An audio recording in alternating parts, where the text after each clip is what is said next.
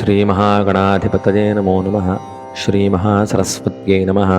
श्रीगुरुभ्यो नमः। हरिः ओम्। ఓం నమో భగవాన్ రమణ మహర్షయే నమో నమః. మనం చెప్పుకుంటున్నటువంటి శ్రీ రమణులు చెప్పిన కథల్లో, రామాయణంలోని కథల్లో శ్రీరామచంద్రమూర్తి వైరాగ్యం ఎటువంటిదని చెబుతూ ఒక భక్తుడి బాధని రమణ మహర్షి పోగొట్టినటువంటి గొప్ప కథ అండి ఇది. భగవాన్ రమణులు అక్కడికి వచ్చినటువంటి భక్తులు పైకి చెప్పకపోయినా వారి బాధను తెలుసుకొని తదనుగుణంగా సంబంధించినటువంటి కథను చెప్పడంలో రమణులకు రమణులే సాటి. పైగా రామాయణానికి గొప్ప పేరేమిటంటే, వాల్మీకి మహర్షి ఉపమానాలు వేయటంలో ఎంత గొప్పవాడో, అలాగే భగవాన్ రమణులు భక్తుల బాధలను పోగొట్టడంలో అంతటి మహనీయుడు. అయితే దానికి సంబంధించిన కథ చెప్తున్నాను, జాగ్రత్తగా వినండి.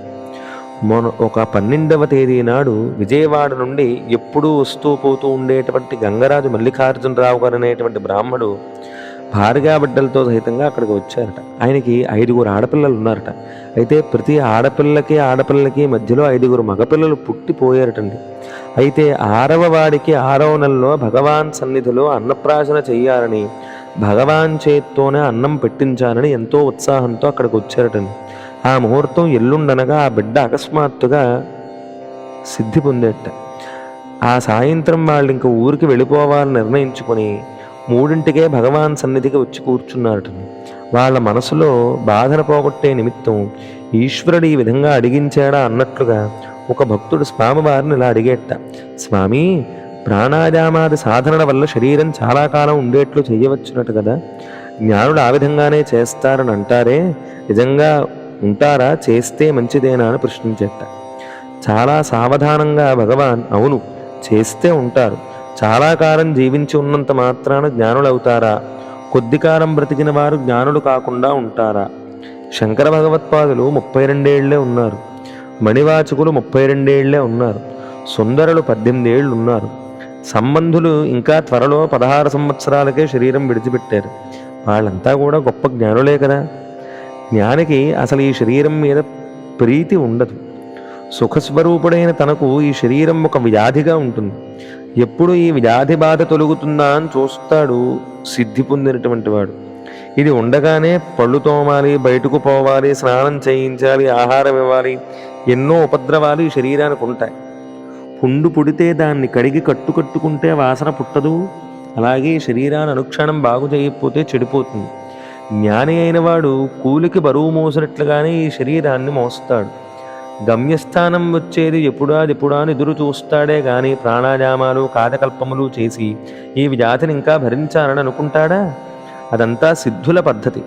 నేను కొండ మీద ఉండగా పైన చెప్పిన సిద్ధశాఖలలో వారు కొంతమంది ఉండేవారు. వారిని ఎవరైనా చూసేందుకు వస్తే కూర్చోమని, మీ దేవురు నాయన అంటే ఫలానా ఊరు అనేవారు వాళ్ళు. మీ తాత పేరు, మీ ముత్తాత పేరుని అడిగి తెలుసుకుని, అదే మీ ముత్తాతకు తండ్రి ఇంత పిల్లవాడి ఉండగా నేను ఇక్కడికి వచ్చాను అని అనేవారు. అబ్బో, ఇన్నాళ్ళు బ్రతికి ఇంత దృఢంగా ఉన్నాడే, ఎంత గొప్పవాడు అని వాళ్ళంతా నమస్కరించి కానుకలు చెల్లించి వెళ్ళేవారు. అదంతా లోకాన్ని మోసగించేందుకు కానీ అలా ఉన్నంత మాత్రం చేత జ్ఞానులైపోరు. వాసిష్టంలో రాముడు తీర్థయాత్ర చేసి, అంటే యోగ వాసిష్టంలో కదండి, చేసి తిరిగి వచ్చిన వెనక లోకమంతా దుఃఖమజమే, శరీరధారణమే దుఃఖమని విరక్తితో అన్నపానాదులు సైతం పక్కవాళ్ల గురించే కావాలని తింటూ జడును వలె ఉండిపోయేటండి రామచంద్రమూర్తి.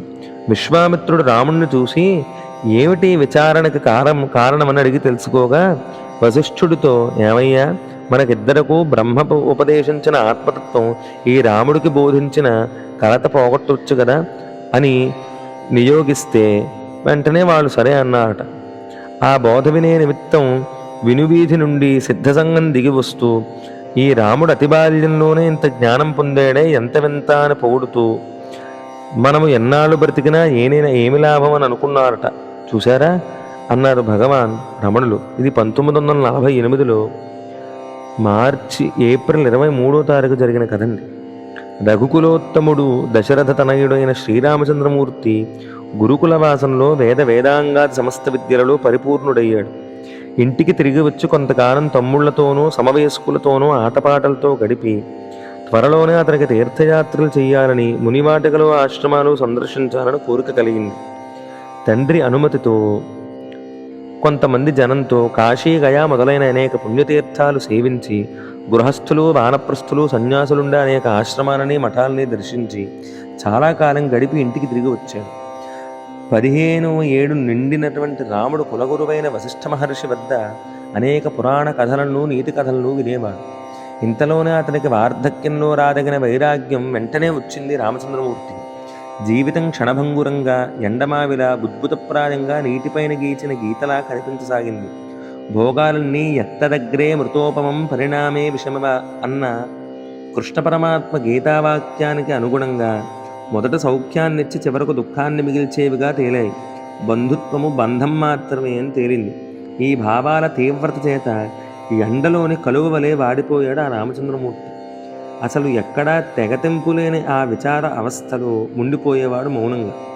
అతని ఉదాసీనతకు కారణమడిగిన తండ్రికి, ఇతరులకు సంసారాన్ని గురించిన తన అభిప్రాయాన్ని నిస్సంకోచంగా దీర్ఘంగా చెప్తూ ఉండేవాట ఆ రామచంద్రమూర్తి.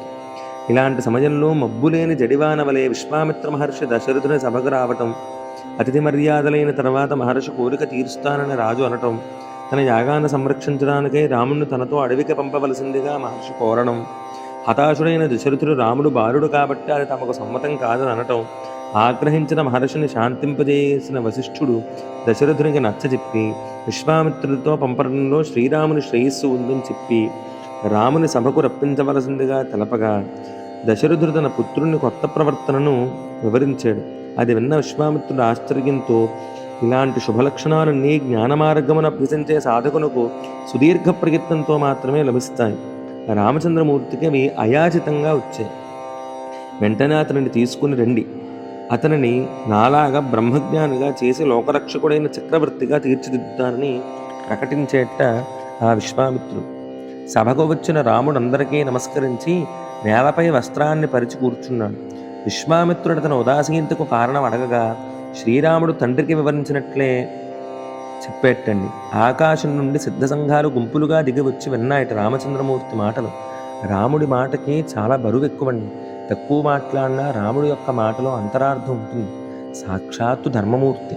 వైరాగ్యంతో నిండిన ఆ మాటలను విన్న విశ్వామిత్రుడు అతడిని ఎంతగానో ప్రశంసించి, రామా, జ్ఞానులకు తెలిసిందంతా నీవు స్వయంగా నీ పవిత్రమైన సునిశిత బుద్ధితో గ్రహించావు. అయితే మనసు ఆత్మమగ్నమైనప్పుడు నిర్వికారం చెంది తూష్ణీం స్థితి అంటే ఏమీ లేనటువంటిదిని, చుట్టూ ఏం లేదని తెలుస్తుంది. అది అందరికీ ఖచ్చితంగా తెలియాలి. ఎంతటి తపోధనునికైనా ఆత్మనిష్టదే సార్థకతను ఇస్తుంది. శుకజోగ వృత్తాంతం ఇందుకు తార్కాణమని, రాముడి యొక్క సహజ విరాగం ఆత్మనిష్టకు అత్యంత ఆవశ్యకమని తెలియజేశాడు విశ్వామిత్రుడు.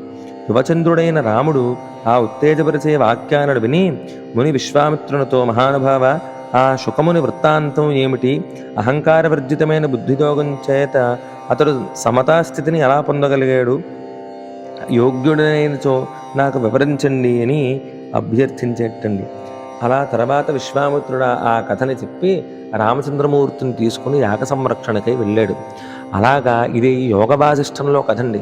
వెంటనే చాలామంది బయలుదేరతారు, ఇది రామాయణంలో లేదు, భగవాన్ చెప్పారు, ఎలా చెప్పారని.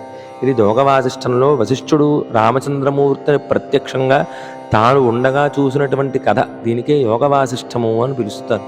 అందులో ఉన్నటువంటి గొప్ప కథని సాక్షాత్ భగవాన్ చెప్పి ఆ భక్తుని యొక్క బాధని పోగొట్టేటువంటి ప్రయత్నం చేశారటండి.